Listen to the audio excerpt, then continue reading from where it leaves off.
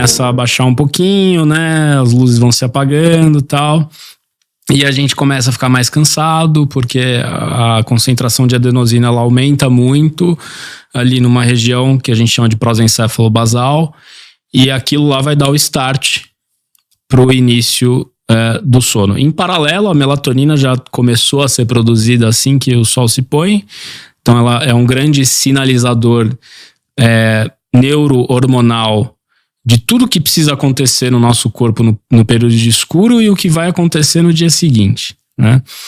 Ela não é propriamente um indutor de sono, mas é um sinalizador neuroquímico, um agente cronobiológico, como a gente chama tecnicamente. Então, quando você começa a dormir, primeiro assim, quando a gente está acordado, as ondas cerebrais, que é o que a gente vê quando a gente faz um exame que se chama eletroencefalograma, que é como se fosse um eletrocardiograma do cérebro. Então a gente vê uma série de ondas ali. A gente está acordado, essas ondas elas têm uma frequência ali de algo em torno de 30 a 40 Hz. Então elas ficam oscilando ali 30 a 40 vezes por segundo. Tá?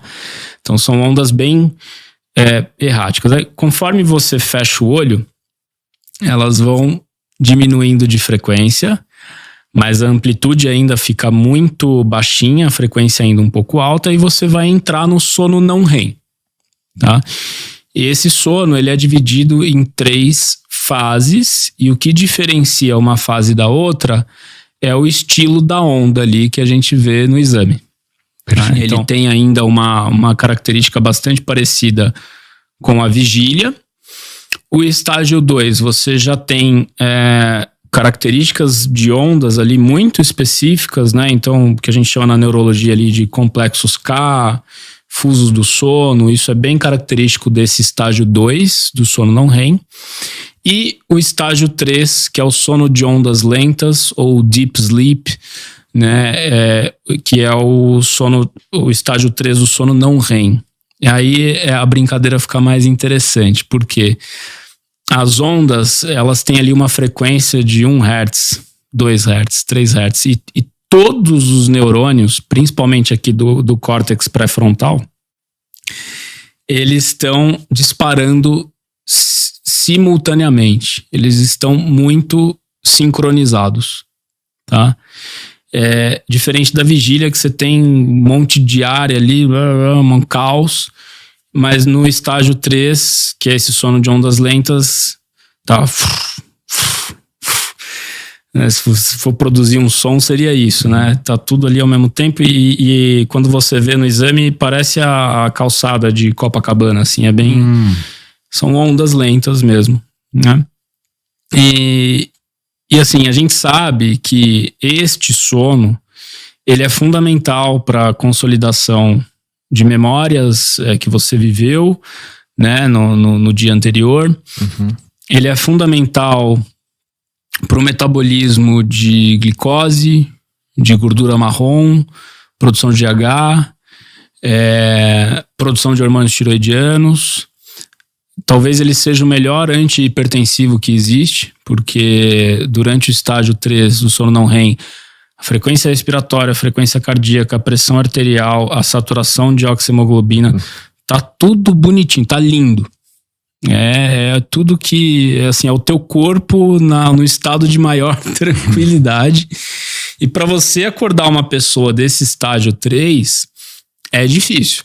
Você precisa de o sono pesado. Você precisa cutucar o sujeito ali de uma forma bem agressiva. É aquele sono que quando a gente acorda, a gente tá grogue, assim, tá tonto. Você demora muito para acordar, demora para pegar no tranco, tá? E olha que interessante. Geralmente, logo em seguida a esse estágio de ondas, eu tô falando do sono do adulto, tá? Vem o sono REM, tá? E aí, o sono REM, ele foi descoberto em 1953 por um pesquisador da Universidade de Chicago, o Azerinsky. Ele estava fazendo polissonografia e ele estava acordado, obviamente, né? E ele estava observando os pacientes e ele percebeu que em determinadas fases do exame, esses pacientes tinham atonia muscular, eles não se mexiam, o que mexia era o músculo da respiração e os olhos fechados e você via a movimentação lateral do globo ocular. Então ele falou, então isso aqui é o movimento rápido dos olhos, eu vou chamar isso aqui de sono REM. Isso foi um marco no estudo do sono, porque foi a partir daí que se dividiu sono REM e sono não REM, né? E aí o sono REM, ele é chamado de sono paradoxal. Por quê? Quando você olha a atividade elétrica cerebral durante o sono REM, ela é uma atividade elétrica muito parecida com a atividade da vigília. Então são ondas rápidas, uma frequência muito alta, uma amplitude baixa, e frequência cardíaca, frequência respiratória, pressão arterial, saturação de oxihemoglobina, movimentação de caixa torácica, isso tudo está muito desordenado. É um caos fisiológico. É aí que a gente às vezes tem espasmo, não? A gente pode ter uma movimentação ou outra, sim. E também na transição entre sono e vigília, quando a gente tá começando a dormir, às vezes dá aquele tranco ali, né? Que a pessoa tá, tô caindo. Não, você não tá caindo. É um sistema de defesa, evolutivamente é isso, né? Se acredita que é isso, né? Mas voltando pro sono REM, olha que doido, né? Então, como que dá pra você ficar durante o sono completamente imóvel e num caos fisiológico e ninguém vai te eliminar? Então, assim, a gente conseguiu sobreviver mesmo tendo sono REM. Então, ele deve ser muito importante. Sim. E toda aquela memória que começou a ser consolidada no sono de ondas lentas, ela termina de ser processada, como se fosse um refinamento ali durante o sono REM. É durante o sono REM que a gente tem a maior parte da atividade onírica acontece no sono REM, que são os nossos sonhos. Ele ocupa mais ou menos 25% do nosso tempo total de sono, falando num adulto. Isso é o ideal. De 20% a 25%. E o restante de sono não REM. E o sono não REM predominando mais na primeira metade da noite, e o sono REM predominando mais na segunda metade da noite. Por isso que é tão comum a gente acordar de manhã e puta, sonhei com isso, sonhei com aquilo. Porque a densidade do sono REM é maior na segunda metade da noite. Agora, os ciclos de sono é algo em torno de o quê? 90 minutos? Como é que funciona ciclos, isso? São ciclos ultradianos, né? Então eles duram ali algo em torno de 90 minutos, de 60 a 90 minutos. E o cérebro fica alternando isso de 4 a 5 vezes durante a noite. Então, eu costumo dizer que nenhuma fase do sono é mais importante do que a outra, porque se elas não ocorrem em ciclos, elas não existem.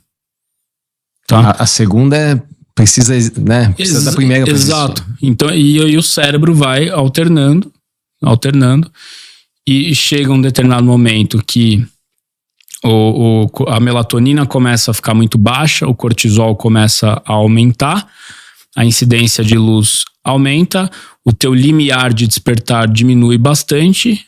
A pressão do sono já foi. A pressão de sono já está muito baixa e aí você abre o olho, né? E isso é maravilhoso.